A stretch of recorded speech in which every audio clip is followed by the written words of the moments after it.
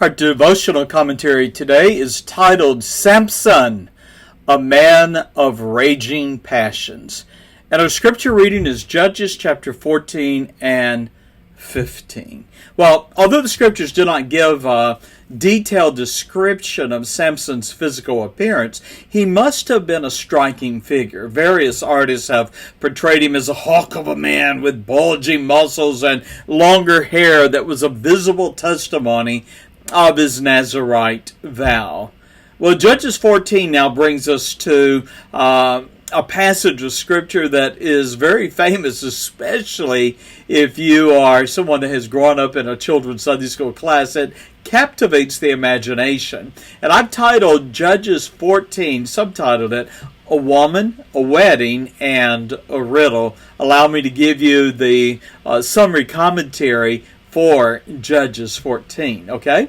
Now, Samson had made a short journey from his home down to Timnath, and there he saw a woman in Timnath of the daughters of the Philistines. Now, remember, the Philistines are a heathen, idolatrous people.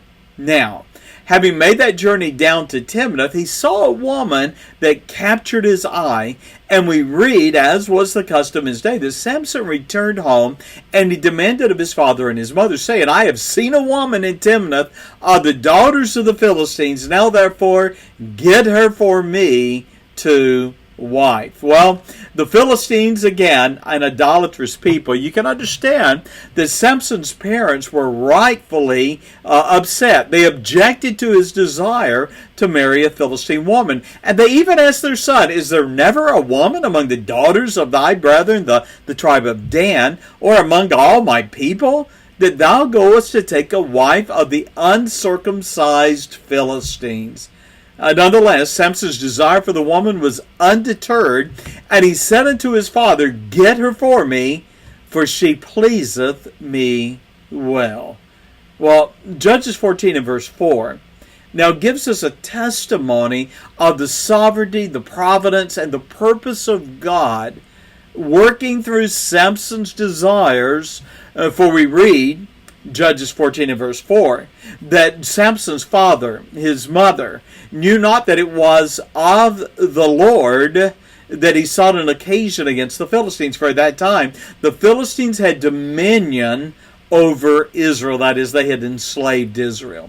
Now, the stage was set for Samson to find a cause of a conflict with the Philistines, and the Lord meant to use the occasion to set his champion, Samson, against the enemies of God's people.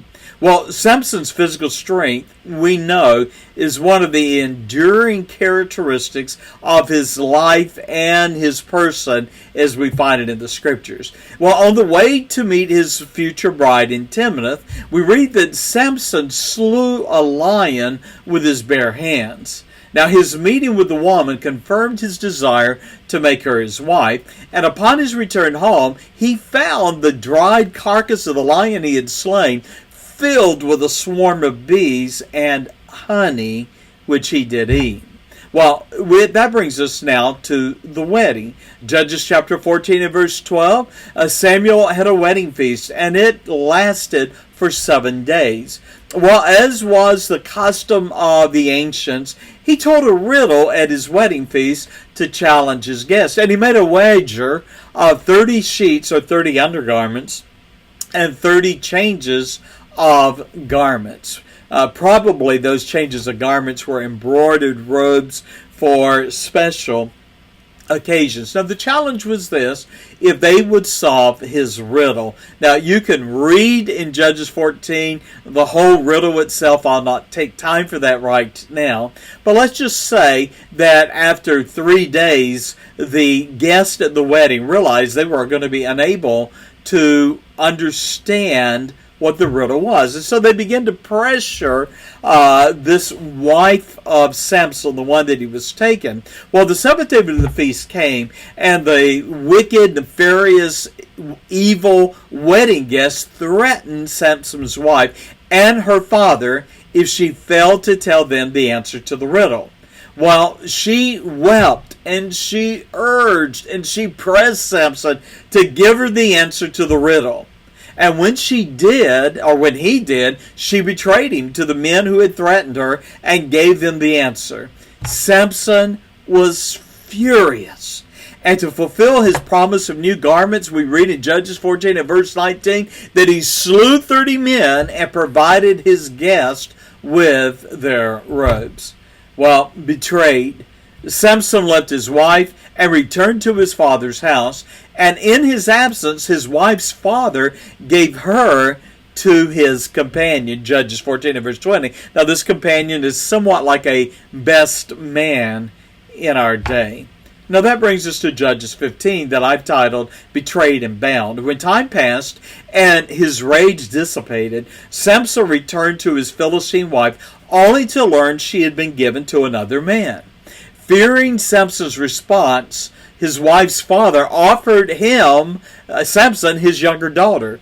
But Samson was determined he would have his revenge. He went out and he captured 300 foxes. And scholars suggest they might have been jackals, which live in that area even today. Well, he bound the tails of these foxes to one another, and he placed torches, fiery torches, in between them. Fearing the fire, the foxes ran wild through the fields of the Philistines, burning their wheat, their vineyards, and their olive trees. Well, the Philistines responded in anger, killing and burning both his wife and her father. Well, threatening vengeance. Samson took in hand the jawbone of a donkey and he slaughtered a great number of the Philistines. Well, this war between Samson and the Philistines continued. And we find in Judges chapter 15 and verse 10 where the Philistines had mustered their army and invaded Judah. Well, when the men of Judah learned the cause for the invasion was to capture Samson, the men of Judah, now these would have been the nation of Israel, the ones that Samson had been called of God to judge. Well, that tribe of Judah raised up 3,000 men to go and to confront Samson and to take him captive. And so they arrived at Samson where he was in Judges 15 and verse 11. And they asked Samson, "Knowest not thou that the Philistines are rulers over us? What is this that thou hast done unto us?" Well, Samson defended his actions, and he said, "As they did, the Philistines did unto me, so I have done unto them." With the promise that he would not be harmed, Samson submitted to the men of Judah, who bound him with 2 ropes, and they brought him to the Philistines. In Judges 15 and verse 14, as Judah led Samson into the encampment of the Philistines, he was bound. And the encampment of the Philistines rejoiced, and they scorned him.